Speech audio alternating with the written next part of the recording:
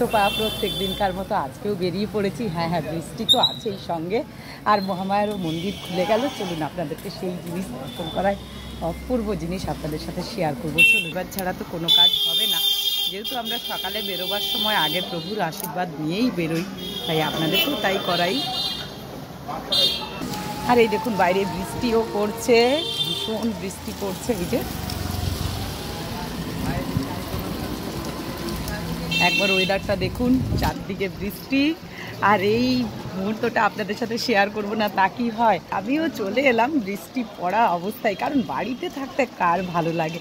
যতক্ষণ হাত পায়ে জুত আছে ততক্ষণ মনে হয় আপনাদেরকে অবশ্যই মহামায়াকে দেখাই, এটাই তো আমার কাজ। তাহলে আর কাজটা কি, তাই না? মহামায়াকে দর্শন করাবো, আপনাদের তো ভালোই লাগবে।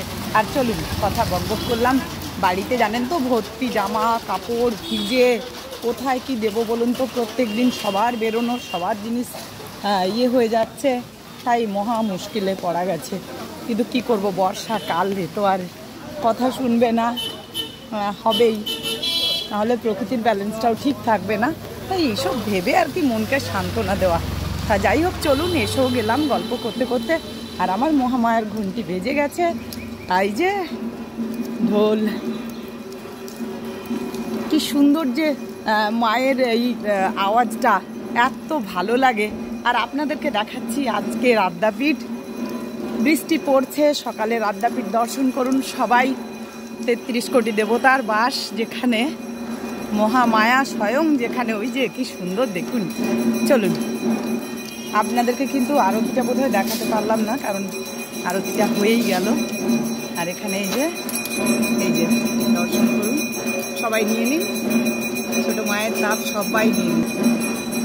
অপূর্ব মাকে লাগছে দেখুন, সবাই দর্শন করুন। তাই যাই হোক, সবাই এই যে যার যার মনস্কামনা, যার যার ইচ্ছে মায়ের কাছে জানাতে সবাই আসে। তাই আপনাদেরকেও নিয়ে চলে এলাম এই বৃষ্টির মধ্যে।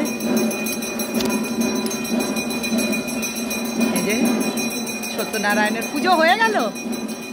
ও, সত্যনারায়ণের পুজো, বৃষ্টি পড়ছে, আর এই যে এখানে মায়ের আরতি চলছে।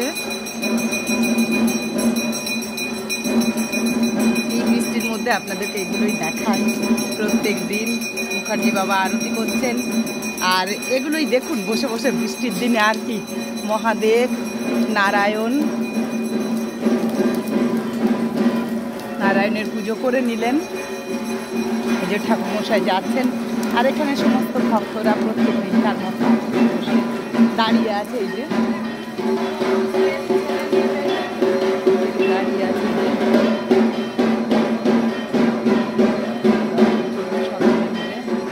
আর এই যে মহামায়ার মন্দির।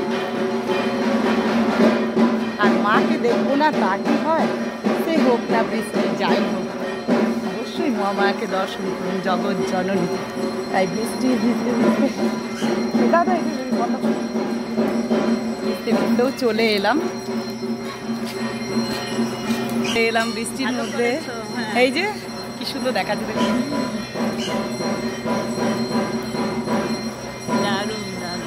হেভি লাগবে। বাড়িতে বসে সবাই দেখতে পাবে এত সুন্দর জিনিস। হ্যাঁ, এত সুন্দর জিনিস তো আর কিছু নেই। তাই সকলে দর্শন করুন বাড়িতে বসে, বৃষ্টির দিনে খুবই ভালো লাগবে।